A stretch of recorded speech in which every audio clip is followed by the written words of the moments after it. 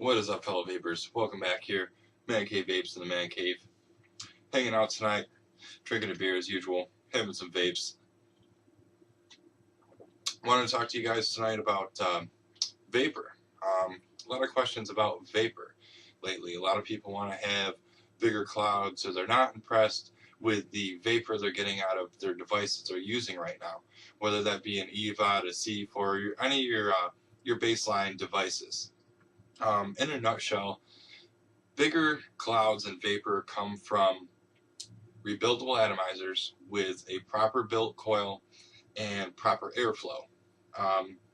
Now, what I mean by that is rebuildable atomizers such as your IGO-Ws, IGO-Ls, the Omegas, and then your RTAs like the Kraken or the K-Fun or the Russian 91%. All of those are rebuildable atomizers.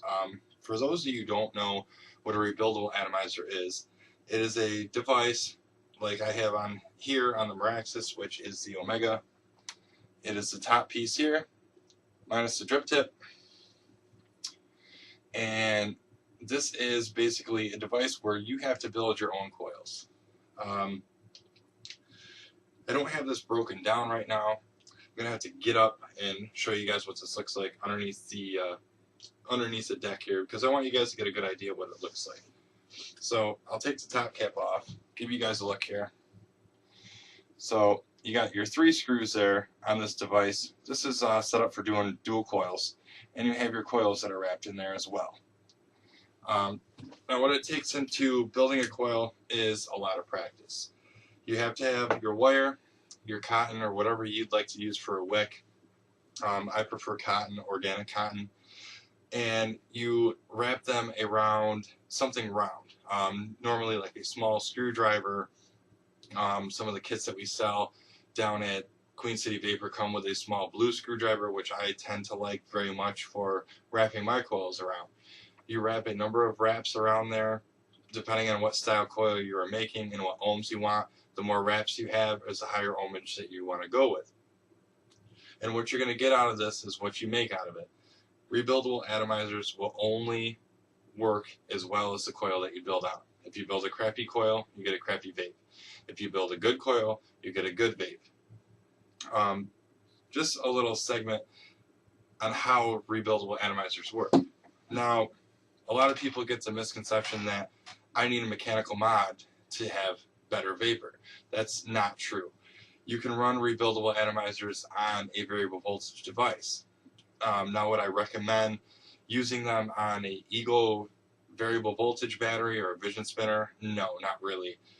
Unless you have an ohm reader and you know what ohms you're running at, you can use them on that battery. I don't recommend it just because there's nothing there. It's just a battery that's recommended to run your tanks or your clearamizers at a higher voltage. They're not really meant to run an RBA, which is a rebuildable atomizer, on them. They don't really have a regulation. They don't have, say, like a protection for shutoffs for rebuildable atomizers to let you know that something's going on. If you guys are looking into getting into a rebuildable atomizer, I strongly suggest using it on a higher end mod, such as like maybe a lava tube or a Tesla, anything that has a built-in chip to protect you from doing something wrong. Mechanical mods do not have that at all. The only protection that you have on a mechanical mod is getting a good battery, like the Sony 30 amp batteries, and also knowing what you're doing. The battery helps protect you on things, but it doesn't fully protect you. You'll never really be fully protected with a mechanical mod. You just really need to know what you're doing and know the warning signs of when something is wrong. So if you want to have nice clouds of vapor, you want a stronger hit, the 2 big things that you need to have is a rebuildable atomizer or a tank with adjustable airflow and a properly built coil. And that's the only way you're going to get it. Another thing, a third step that I forgot about, the big clouds come from a direct inhale, which I mean straight to the lungs, like a straight direct inhale. So if I was to, like, say I take a choke on this one here, that's where those big clouds come from. Now the Omega has a cap on there with adjustable airflow for a single coil and a dual coil, and they are 1/8" holes. So those are pretty big airy holes. Now if you were to do, or some people would say big ass holes, take it as you will. So they got these two big ass holes in the side of here that provide proper airflow to my two coils that I have in here, and they heat up properly. Now if you have a lower ohm build like I have on here, you need that airflow or you're going to get a very, very hot vape. So if I was to take a mouth to lung inhale like you would do on, say, your normal C4s, EVODs, baseline cleatomizers, things like that, I wouldn't get nearly the performance. One, because it's not set up for that, because the airflow is way too loose for that. But I'll do it to show you what I get out of it. Still a decent amount of vapor. That's just because I have a really nice build on here.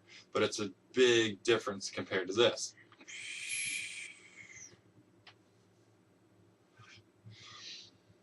See, now that's where you get the big clouds. Most of your cloud production is going to come from a direct inhale, which is straight to the lungs. A straight inhale.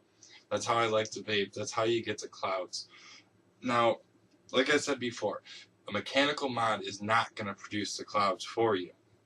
If you were to put a tank or anything with a normal 510 threading on a mechanical mod, you're not going to get the performance that you think that you see other people get. You're only going to get 3.7 volts, and that's really not enough to cover a regular atomizer at like 2.4, 2.5 resistance. Now, the reason why I suggest getting a variable voltage mod, not a variable voltage battery, a variable voltage mod with a screen on it that tells you what you're running at, those will only allow you to go down to 1.5 ohms, which is very, very substantial and very satisfying for a lot of people. Or you can build your ohms higher. You build your ohms higher, say in the 2.0 range or 2.2 range, and you just turn your voltage up. What that variable voltage mod will do for you, for one, let you know what your ohms are of the coil. Two, it'll let you know if there's a short in your coil. And it'll, like I said, it'll let you know you're running the proper ohms, but it'll also let you know if it's too low.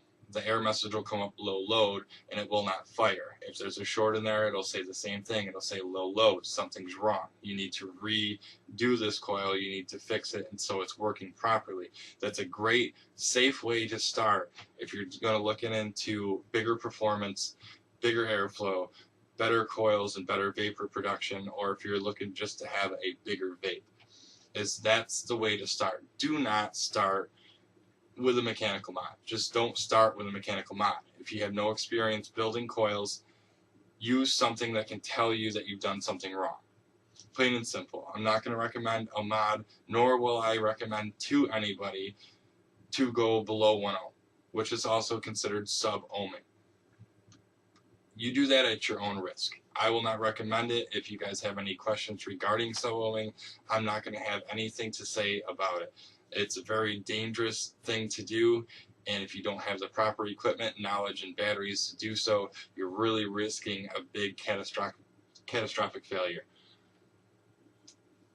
Hence, your batteries exploding and possibly burning yourself, things like that nature. Everybody knows what happens when those things happen. And my goal is to not suggest that to anybody, let you know of the warnings, let you know of what you can do if you want to get into the rebuildable area, you want bigger vapor production, you want bigger clouds, and you don't want to deal with having to make sure everything is pinpoint accurate and correct. And that's really that true. I mean, when it comes to mechanicals, you really got to have everything pinpoint accurate, and you need to know what you're doing, and you need to know the warning signs of when something's wrong. Because you're the only one who can tell you that something's wrong in this device. This is just a shell with a battery, a fire, and 2 contacts. And if you mess it up, it can be bad.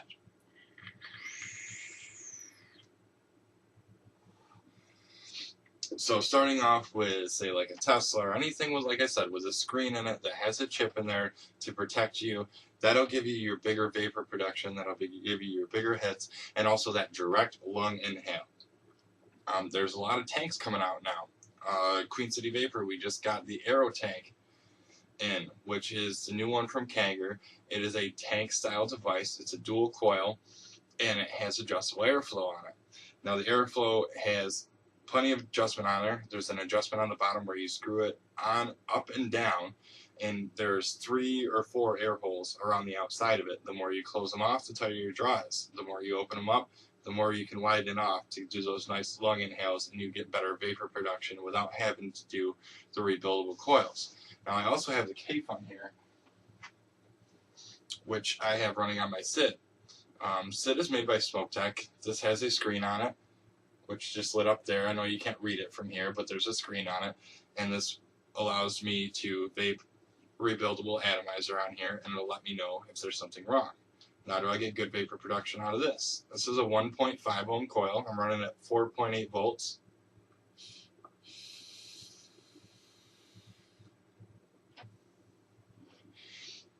And I get great vapor production out of it. This is an RTA, which I explained in my last video. This has my own coil built in the base of it, but this has a tank attached to it, which makes it an RTA, which is a rebuildable tank atomizer. So with this one, it holds about 4 mils of juice. I have my build in the bottom of there, and it vapes great. This also has an adjustable airflow on it too.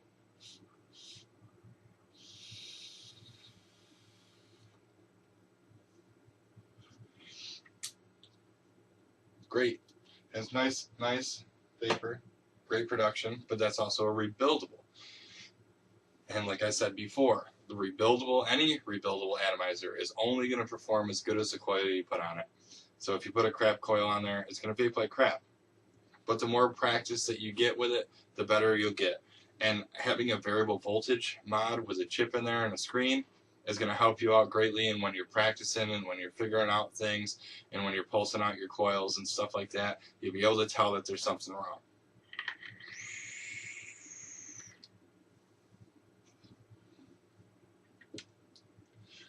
On another side note, cloud chasing. Okay, cloud chasing is a very stupid idea. It's fun to play around with when you know what you're doing, but it's not an all-day vape. That's not why we vape. We don't vape to get huge clouds. I mean, to be honest with you, your normal starter kit vapor produces more vapor than what you see people get off of a cigarette. So that should be more than satisfying. But if it's not, there's always room to upgrade. I'm just saying, I mean, I've quit smoking now for over a year, and I like the clouds, but I'm more impressed with what kind of flavor I get out of my atomizer and the nice satisfying vape that I get out of it. The clouds are a bonus. I'm not trying to build something to get the biggest clouds out there.